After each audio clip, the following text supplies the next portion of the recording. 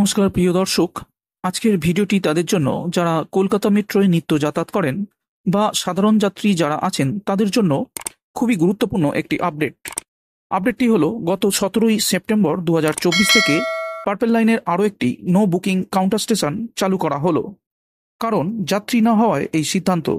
তো বন্ধুরা, আজকের এই ভিডিওটিতে আপনাদেরকে জানাবো কলকাতা মেট্রোর কোন স্টেশনটি নাম উল্লেখ করা হয়েছে, কিন্তু তার আগে এক নজর দেব আজকের ভিডিওটির সাথে থাকা দুটি অতিরিক্ত আপডেটের দিকে।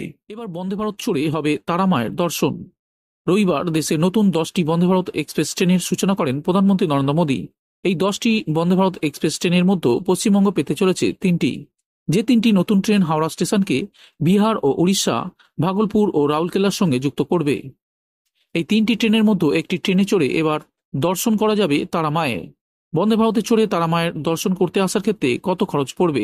রেলের তরফ থেকে নতুন যে 3টি বন্দে ভারত এক্সপ্রেস হাওড়া থেকে চালানো হবে, সেই 3টি ট্রেনের মধ্যে ভাগলপুর পর্যন্ত যাতায়াতকারী ট্রেনটিতে চড়ে তারাপীঠে তারা মায়ের দর্শন করার জন্য আসা যাবে এবং বন্দে ভারতে চড়ে ফেরা যাবে হাওড়া বা অন্যান্য কোথাও।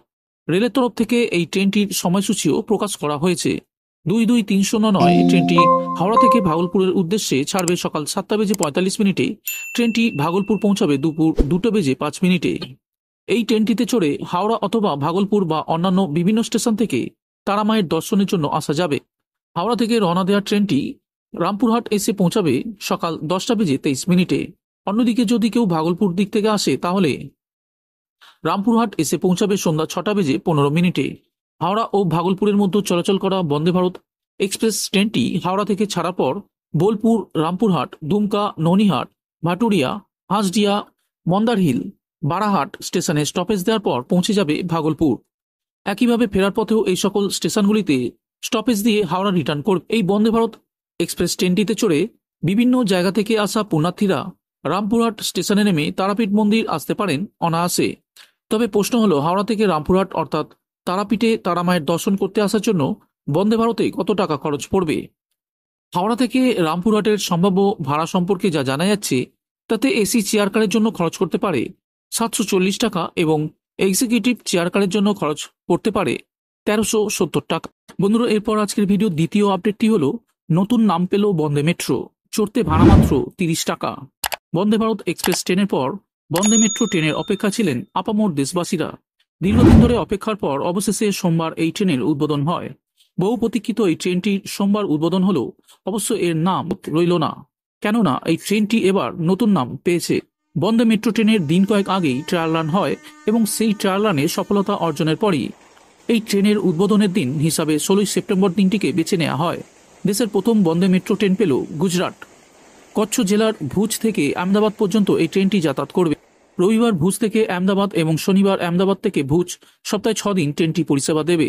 94802 ট্রেনটি ভোর 5:05 ট্রেনটি ভুজ থেকে আহমেদাবাদের উদ্দেশ্যে রওনা দেবে এবং আহমেদাবাদ পৌঁছাবে সকাল 10:50।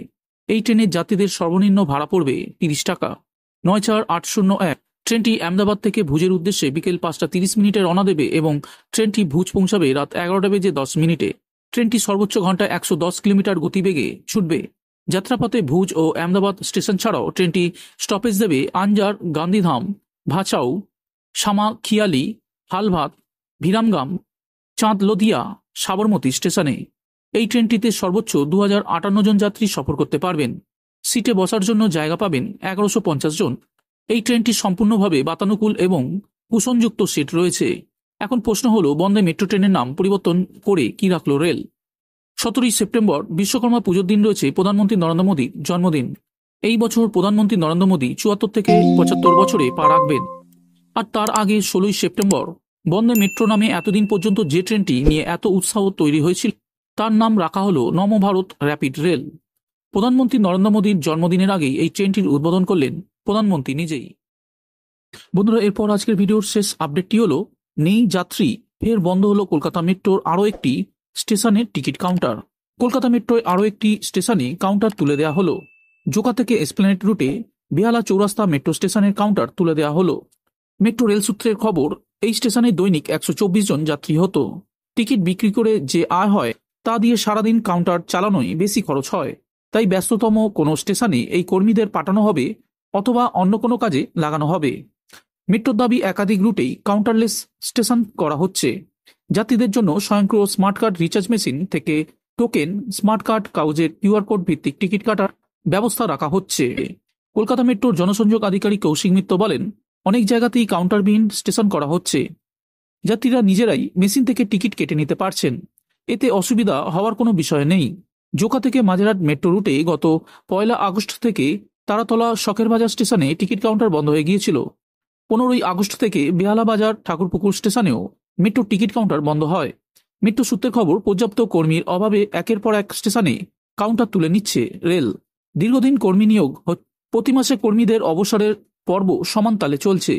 সেই সূত্রে কলকাতা মেট্রোতে কর্মীর আকালে এক প্রকার বাধ্য হয়ে এই জনবিরোধী সিদ্ধান্ত নিচ্ছে বলে অভিযোগ কর্মচারী সংগঠনের নেতাদের। তাদের বক্তব্য, একজন স্টেশন মাস্টারের অধীনে একাধিক স্টেশনের দায়িত্ব ছাড়া হচ্ছে। নন টেকনিক্যাল লোকেদের দিয়ে গুরুত্বপূর্ণ টেকনিক্যাল কাজ করানো হচ্ছে, যার ফলে ভুগতে হচ্ছে আমজনতাকে। কলকাতা মেট্রোর যাত্রী পরিষেবার মান ক্রমেই নামছে।